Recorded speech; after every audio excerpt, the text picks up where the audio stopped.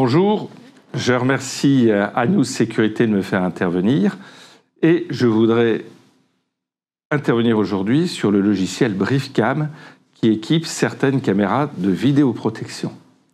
Alors pourquoi ? Parce que ce logiciel est susceptible de faire de la reconnaissance faciale.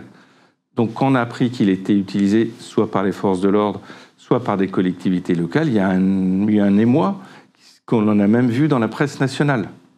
Et puis, ça s'est transféré à deux endroits, sur le plan judiciaire et puis devant le Parlement.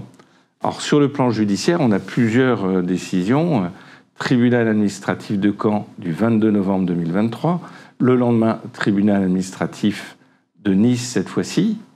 Et puis, on a deux questions ministérielles, l'une du 5 décembre de M. Gage, l'autre de M. Saint-Toul du 19 décembre.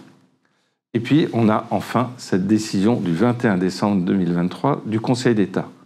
Alors, c'est une décision sur une procédure d'urgence. Alors, dans notre jargon, on dit que c'est une ordonnance. Ce qui veut dire que que cette décision peut avoir une portée relative.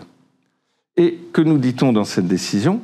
Eh bien, ce qui est normal, c'est que la reconnaissance faciale est interdite. Mais qu'un logiciel qui utiliserait cette fonctionnalité qui n'est pas activée est possible. Mais c'est à la collectivité locale qui l'utilise de montrer que la fonctionnalité reconnaissance faciale n'est pas activée.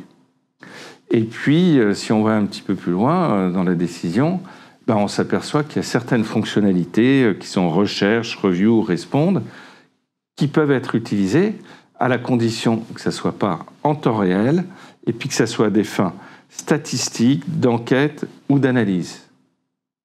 Alors, sur la portée, donc ce que je disais à l'instant, est-ce que c'est une portée relative ou au contraire, est-ce que c'est la première pierre ou une des premières pierres vers l'acceptation des caméras augmentées ? L'avenir le dira.